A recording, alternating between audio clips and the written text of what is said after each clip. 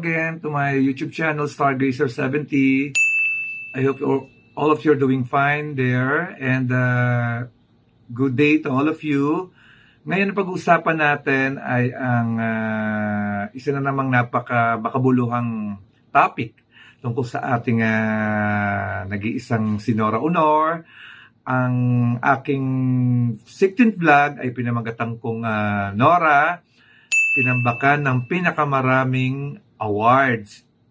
Yan po ang ating topic for today. And syempre, kakambala po ng ating superstar ang hindi mabilang at hindi na mapantayang mga karangalan na natamo niya mula nang nag-umpisa siya po bilang isang mga awit. Then, eventually, naging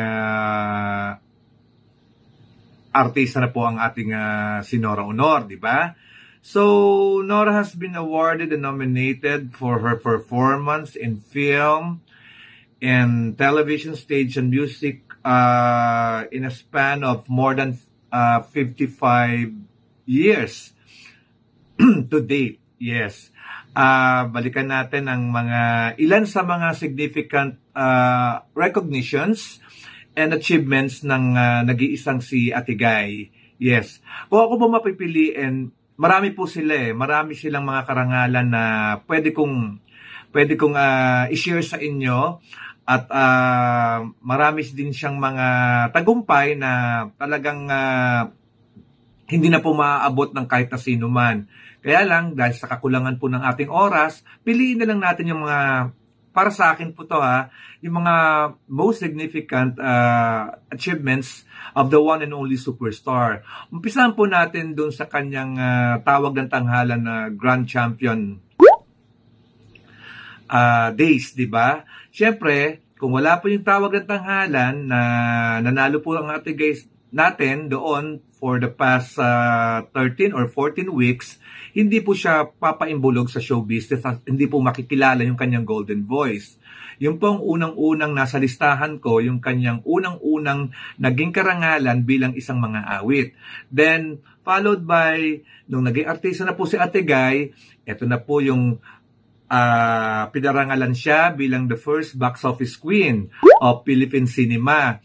It happened in 1971 dahil si Ate Guy po ay naging superstar na noong mga late 60s at tumabo po lahat sa takilya ang kanyang mga pelikula noong 1970. Kaya she was crowned as the first box office queen by Spotlight Promotion in 1971. Okay? After po ng Box Office Queen Award ni Ate Guy, isa na naman pong significant accomplishment ang natamo niya mula sa mga film critics noong 1977. Siya po ay pinarangalan bilang kauna-unahang Best Actress awardee ng Orion Awards para sa pelikulang Tatlong Taong Walang Diyos. Mahalaga po ito kay Ate Guy kasi before po ng pelikulang ito, hindi po siya pinapansin ng mga kritiko. Kasi palagi na lang ang ginagawa po ni Ate Guy sa kanyang home studio ay mga musical comedies, mga musical drama na walang kapararakan, ayan, kanta-kanta, konting sayaw-sayaw. So, hindi po to art film. Kumbaga, yung mga pelikula po nagawa ni Ate Guy before. Kaya, I think, she decided to produce her own films upon thinking that she had to explore, she had to experiment, and she had to experience another transformation of her career, di ba? Of her being an actress. So, siguro yun ang mindset po ni Ate Guy that time, na kailangan talaga mag-mature na siya bilang isang artista, right? So, that was, I think, her breakthrough performance, and she was able to succeed by winning a critic award from the first Orion Awards in 1977 dito with FAMAS, because she was also named as Best Actress for the same film from the FAMAS Awards. Okay? Then in 1978 po, another significant honor came to Atigay. Ito po yung sa Metro Manila Film Festival, which she won the Best Performer Award for the movie Atchay. That time, alam na natin, it's an open book na isang acting award lang po ang iginawad ng Metro Manila Film Festival Committee noong mga panahong yon. So, Atigay got it and won it. Up to now, wala pa pong ibang artista ang nakakakamit ng ganyang klaseng award, yung Best Performer Award sa Metro Manila Film Festival. Then in 1983 po, another significant award po ni Atigay yung sa yung sa Towns Award. Ito po yung 10 Outstanding Women in Nation Service na ginawad po kay Atigay in 1983. Sa naalala ko po ito. Napaka-importante po ng karangalang ito dahil bibihira lang po ang nakakasali sa listahang ito. Actually, only, as they say, the elite circle, the cream of the crop, sabi nga, talaga pong binubusisi po ito ng screening committee that time because this is given up to now by the Philippine government. Yan. Kaya napakahalaga po nito dahil kay Atigay kasi sa murang edad, that time, na igawad na po sa kanya ang isa sa pinaka-importanting karangalan sa buong karera niya bilang isang artista. Okay? Then, sa Star Awards po, isa na naman pong significant trophy po ang natanggap ni Atigay dahil sa first PMPC Star Awards for Movies po, nakamit po ni Atigay ang Movie Actress of the Year, which she was nominated in 3 films, which she did in 1984. Merica, Condemned, and Bulaklak ng City Jail. Finally, Merica, doon po siya nanalo ng Movie Actress of the Year na pinili po ng Philippine Movie Press that time in 1985. Then in 1990, isa na naman pong critic group from UP ang nag-inaugurate ng kanilang awarding ceremony, ang Young Critics Circle, at si Atigay na naman po ang napili nila bilang kauna-unahang awardee for the Best Performer Award. Nanalo po si Atigay sa pelikulang Andrea, Paano Bang Maging Isang Ina. Ito po ang kauna-unahang Best Performer Awardee ng YCC noong 1991. Okay? Ituloy po natin. Then in 1996 po, nagkamit po si Atigay ng kanyang kauna-unahang International Best Actress Award mula sa 19th Cairo International Film Festival para po sa kanyang pelikulang The Floor Contemplation Story. Ito po ay isa na namang napakahalaga at unforgettable po na kanyang award dahil siya po ang kauna-unahang Pilipinong aktor na nagkamit ng isang acting award sa isang major international film festival para nga po sa pelikulang The Floor Contemplation Story. That time din po, si Atigay po ay nakakuha na naman ng kanyang Grand Slam feat for the same movie at hinirang din po siyang box office queen for the same year. Okay? Then, nagtuloy-tuloy din po yung kanyang mga other international Best Actress Awards sa Malaysia, sa Brussels. Nagtuloy-tuloy na po yan. Okay? Then, in 1999, ito po ay isa na namang napakahalaga at napaka-prestigious na award na bigay naman po ng Cultural Center of the Philippines. Si Atigay po ay isa sa 100 Pilipino na nakapagbigay ng exemplary contribution sa arts and culture. Isa po siya sa napili, and for the record, si Atigay lang po ang nag-iisang artistang babae na nasali po sa listahan ng Centennial Honors for the Arts noong 1999. Then in 2008, mula naman po sa Asia Pacific Awards, ang kanyang pelikula pong Himala ay nagkamit ng CNN APSA Viewers' Choice Awards for the Best Asia Pacific Film of All Time. Ang kanyang pelikulang Himala na ginawa po noong 1982. Kaya po to napaka-significant kay Nora Aunor dahil po sa dami po ng pelikula sa Asia Pacific na sumali, I think they were 30 films. Nag-trim down po ito ng 10 at from the 10 films na nauha po ng APSA CNN, ang Himala po ang nanalo bilang Best Asia Pacific Film of All Time. Then in 2010 po, isa na naman pong karangalan, buhat sa Amerika dahil napasali po si Ate Guy sa listahan ng 10 Asia's Best Actresses of the Decade.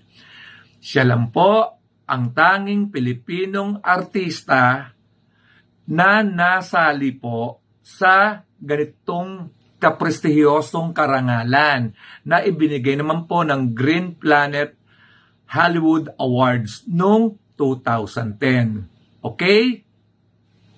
Okay, let's continue. In 2012, ginawa naman po ni Ate Guy ang pelikulang Daywom. At sinali po ito sa Venice International Film Festival. Hindi man po pinalad si Ate Guy na manalo sa mismong awarding ceremony, ay ipinanalo naman po siya ng mga Italian critics doon. Actually, they are prominent critics worldwide. At siya po ang hinirang na Best Actress ng mga kritiko sa Italy at nabigyan siya ng karangalang Bisato de Oro, which isa na naman pong significant na karangalan ang naiuwi po ni Ate Guy buhat sa Italy. Then after po ng kanyang Italian award, nanalo na naman po si Ate Guy for the same film sa Asia Pacific Screen Awards. Ito pong Asia Pacific Screen Awards, kung hindi niyo po alam, ito po ang Oscars sa Asia Pacific.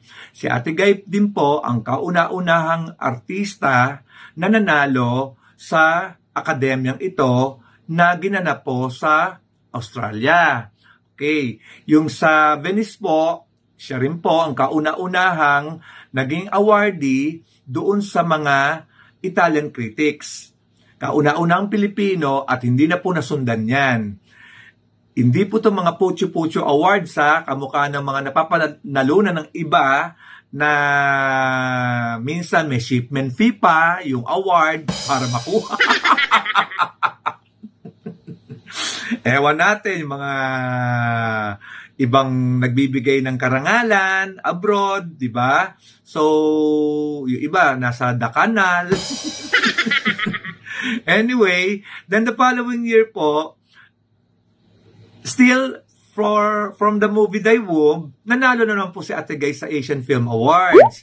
Siya po ang kauna-unahan na naman pong artistang babae na Pilipino na nanalo sa Asian Film Awards for the same movie, Daywom.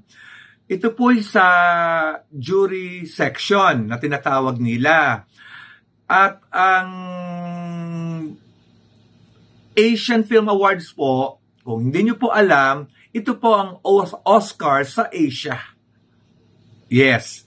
Kaya napaka-prestigious din po ng karangalang ito para kay Ate Guy. It's very significant. Dumating po si Ate Guy doon to receive her award personally at overwhelmed pong malaman na talagang up to now po ay wala pa pong artista, lalaki man o babae, ang nanalo dyan po sa Asian Film Awards din. Okay? Then in 2015, ito na po yung Lifetime Achievement Award na nakuha po ni Ate Guy sa AIFA. Sa Malaysia din po to.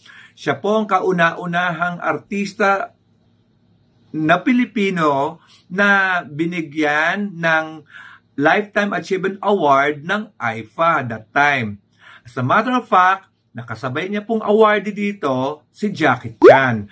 Pero ibang category po yung kay Jackie Chan. Naalala niyo na? Okay. Ang past recipient po ng Lifetime Achievement Award ay si Michelle Yeoh. Then si Ate Guy na po, after 2 years or 3 years yata ang pagitan. Okay?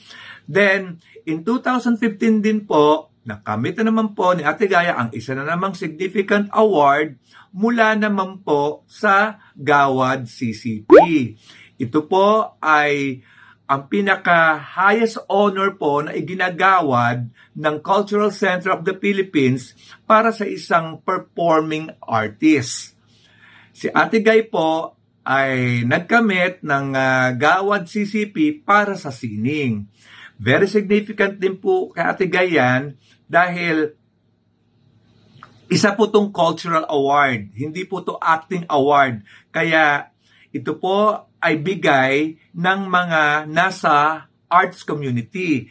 Naniniwala sa kanyang artistry, sa kanyang legacy as an actress, and ito po ang pumapaimbulog din sa kanyang karera ng tuloy-tuloy, kaya po siya napasama po finally sa listahan at ginawaran.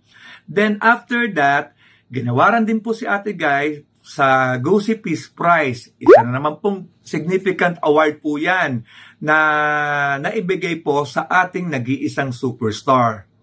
Okay? And finally, the National Artist Award, which was conferred to the superstar last year, June of 2022. The highest state honor, the most coveted award, talagang papasok ka sa ilang libong butas ng karayom para makamit mo to.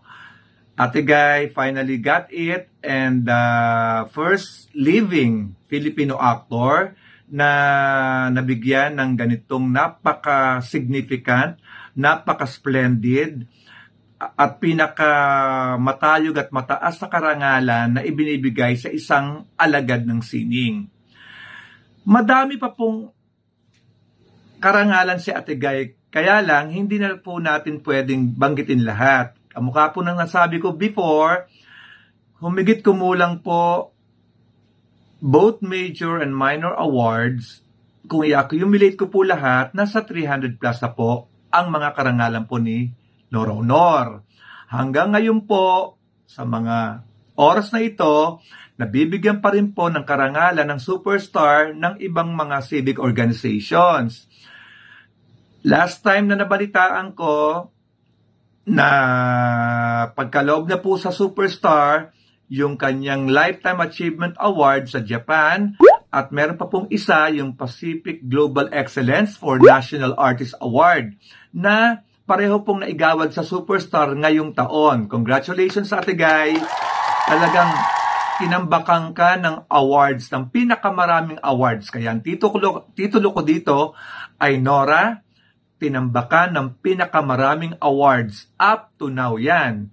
Kaya sa dami po ng mga karangalan ni Ate Guy, talagang sino pa pong hindi magiging proud bilang tagahanga.